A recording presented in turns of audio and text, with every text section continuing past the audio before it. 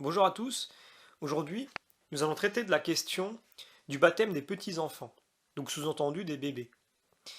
Donc ceux qui écoutent cette vidéo sont certainement là parce qu'ils ont entendu l'argument contraire qui dit que on ne doit pas baptiser un bébé, il n'est pas conscient de ce qui lui arrive, on fait un choix à sa place, il faut attendre qu'il soit adulte. Donc il est bon de rappeler un petit peu ce que dit l'Église à ce sujet, pourquoi est-ce que l'Église parle du baptême pour les bébés et n'attend pas qu'ils aient l'âge adulte.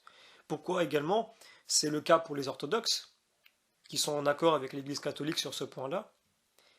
Et pourquoi l'Église protestante et d'autres groupes, comme par exemple les témoins de Jéhovah, font de même. C'est-à-dire qu'ils baptisent leur enfant que quand il a un certain âge. Donc peut-être 10, 12, 14 ans. C'est-à-dire que quand il est en âge de faire un choix libre et quand il est en âge de comprendre. Donc on a d'un côté les catholiques et les orthodoxes qui baptisent les enfants quand ils sont bébés, et les protestants ainsi que les témoins de Jéhovah et peut-être d'autres groupes encore, même si les témoins de Jéhovah sont considérés comme une hérésie issue du protestantisme, eh bien, ils effectuent un baptême qu'ils font à l'âge adulte. Même si ce baptême n'est pas le baptême tel qu'il est fait par l'Église, ils font une forme de baptême. Donc pour eux, c'est un baptême valide.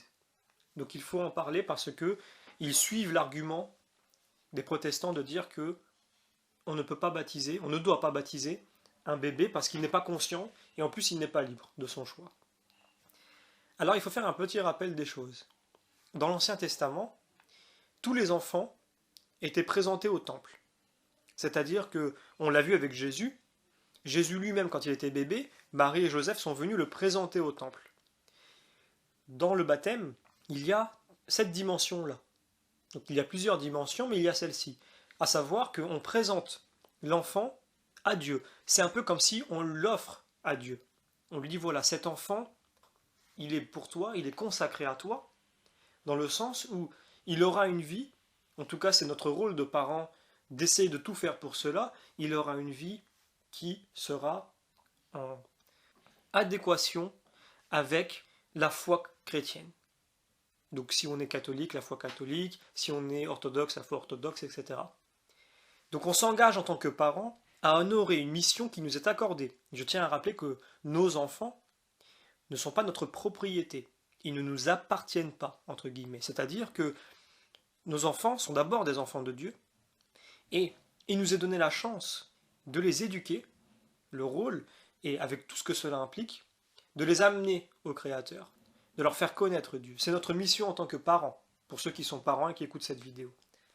Donc on présente cet enfant à Dieu, on demande sa protection, et comme on s'engage, je tiens à rappeler pour les parents, vis-à-vis du prêtre, à leur donner une vie chrétienne et une éducation chrétienne, eh bien, on demande à Dieu également que l'Esprit Saint descende sur l'enfant. Il viendra en partie.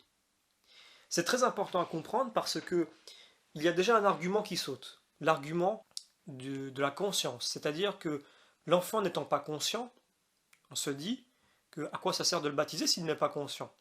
Mais c'est mal connaître le sacrement du baptême. Il faut savoir que les sacrements de l'Église sont donnés indépendamment de la foi de la personne, sauf peut-être, même certainement, le sacrement de pénitence. Mais quand un enfant est baptisé, par rapport à la parole du prêtre, de ses gestes, si tout est fait dans les règles de l'art, entre guillemets, mais si tout est fait selon les règles de l'Église, il y a baptême. Que l'enfant soit conscient ou pas.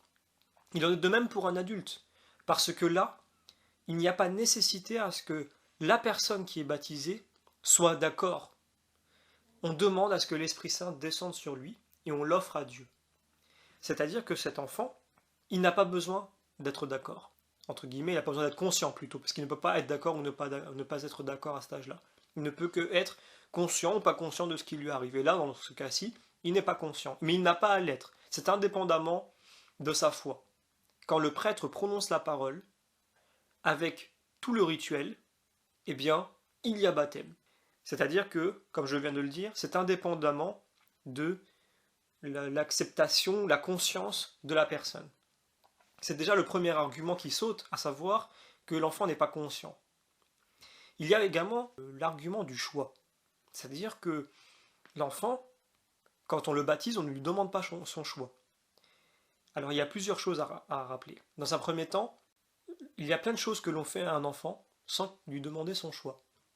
On ne lui demande pas son nom, on ne lui demande pas le lieu où il va naître, on ne lui demande pas de choisir sa nationalité, ni sa langue de naissance, on ne lui demande pas qu'est-ce qu'il veut s'habiller, ni ce qu'il veut manger. On fait ce qui est bon pour lui, et il y a des choses dont il n'y a pas la liberté d'agir. C'est quelque chose, à notre époque, qui tout de suite sème un peu la révolte, puisqu'on est dans une époque où on cherche la liberté à outrance, mais il faut bien reconnaître qu'il y a des choses qu'on ne peut pas maîtriser.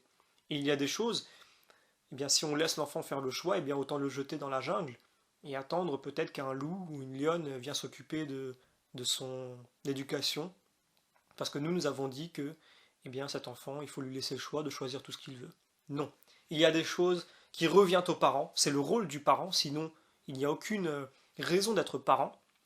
Il y a des choses que les parents choisissent, et le baptême est une de ces choses, indépendamment du choix de l'enfant ou de sa conscience.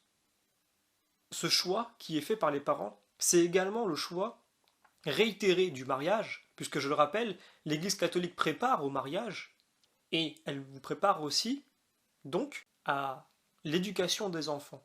C'est-à-dire que l'Église catholique adhère, accepte qu'il y ait mariage si ce mariage doit donner lieu à la vie, puisque c'est aussi le but du mariage, c'est de donner lieu à la vie. Et donc, par conséquent, si on donne lieu à la vie, on doit s'engager, puisqu'on est devant un prêtre et qu'on vient devant l'Église demander le mariage et par la suite le baptême, on doit s'engager devant le prêtre à éduquer chrétiennement les enfants. Si des parents viennent devant un prêtre et disent « Moi, je veux me marier à l'église, mais je ne veux pas d'enfants. Et même si j'en ai de toute façon, ils ne recevront pas d'éducation chrétienne, j'attendrai qu'ils fassent un choix plus tard. » Eh bien, l'église pourra refuser de marier ces personnes. Pareil pour le baptême. Si des parents viennent dire « Moi, je veux baptiser mon enfant parce que culturellement, c'est ce qu'on fait dans la famille, mais de toute façon, quand ils seront grands, je leur laisserai le choix. » De même, le baptême sera refusé. Parce qu'il implique, et ça fait partie de la cérémonie, je tiens à le rappeler aux parents qui oublient cela, ça fait partie de la cérémonie, il y a des vœux qui sont faits, où on s'engage à éduquer chrétiennement l'enfant. Donc, on choisit quelque chose de bon pour l'enfant. Quand un enfant, quand un bébé est en train de grandir, on ne dit pas, tout à l'heure je lui laisserai le choix entre manger du dessert ou pas avant de dormir. Non. On ne lui dit pas, bien quand il sera grand, je lui laisserai le choix entre prendre de la drogue ou ne pas en prendre. Il faut qu'il soit libre. Non. On fait ce qui est bien pour lui. Et donc, de la même des façons qu'on l'éduque à ne pas voler, à ne pas mentir, à ne pas prendre de la drogue, à ne pas faire ci, à ne pas faire ça, eh bien, on doit aussi l'éduquer sur un plan spirituel et donc honorer les engagements qui ont été faits lors du mariage et lors du baptême pour l'éducation chrétienne d'un enfant. Donc il y a ça aussi. Et ce qui est sous-jacent, donc on y arrive, c'est le fait que le choix qui est fait par l'enfant, il n'est pas au moment du baptême, quand bien même il serait baptisé à l'âge de 15 ans ou 20 ans. Ce qui va impliquer son propre choix à lui, c'est bien le sacrement de confirmation, d'où son nom. Parce que cette confirmation, elle est le point central de la vie d'un chrétien, dans le sens où il est confirmé dans la foi, telle la parole de Jésus à Saint Pierre qui lui dit « Quand tu reviendras de ta trahison, tu confirmeras tes frères dans la foi ». Eh bien, pour ceux qui ont vécu le sacrement de confirmation, ils se rappellent que avant de recevoir la confirmation, on reconfirme le baptême.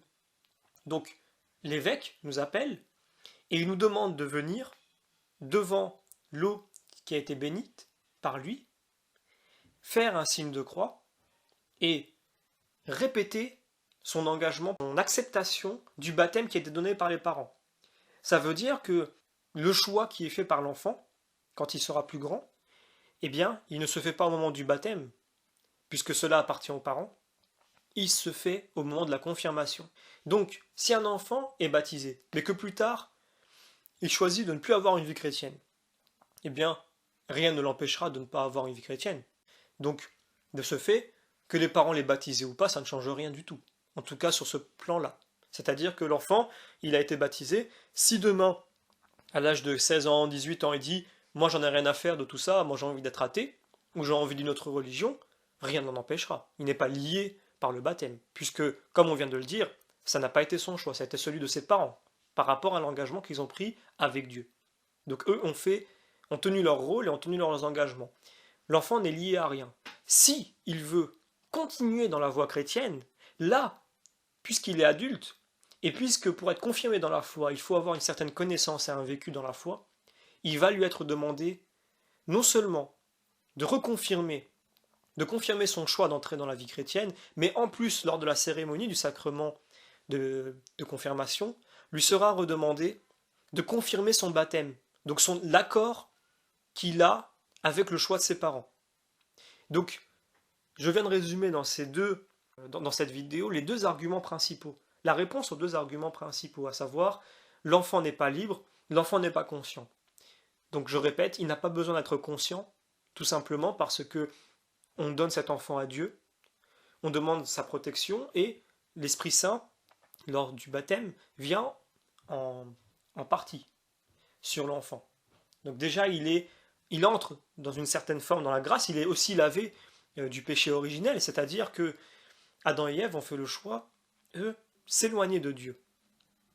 Nous avons aujourd'hui la possibilité, alors que nous avons hérité du péché originel, eh bien, d'effacer ce choix-là. Donc nous ne sommes pas obligés de continuer sur ce chemin-là. Et donc c'est aussi symbolisé par le baptême. Il y a toutes ces dimensions-là dans le baptême. Ce n'est que plus tard, et donc le second argument, qui concerne le choix, eh bien, que l'enfant pourra dire oui, je suis d'accord avec ce qu'ont fait mes parents, de plus je veux la confirmation, je reconfirmerai mon baptême au moment de ma confirmation, ou alors de dire non, je n'ai pas fait ce choix-là, donc je ne continue pas dans cette voie-là, ce n'est pas aujourd'hui ma volonté, et il n'est lié en rien au baptême qui a été donné. Le baptême lui aura été donné, il lui aura eu toutes les conséquences du baptême, peut-être que lui n'aura pas conscience de la dimension du baptême, puisque même s'il refuse de continuer dans une vie chrétienne, le baptême reste présent en lui, on peut dire qu'il est endormi en lui, l'Esprit Saint est enfoui en lui, mais il est endormi, et peut-être qu'il réapparaîtra plus tard, beaucoup plus tard même, c'est possible, chacun a un chemin différent, mais les effets du baptême sont bel et bien présents, mais il n'a pas voulu continuer. Donc, lors du baptême, il aura reçu en partie l'Esprit Saint, lors de la confirmation, là où véritablement il fait un choix, il le reçoit en plénitude. C'est aussi là la différence. Sauf que s'il refuse, eh bien il ne le recevra pas.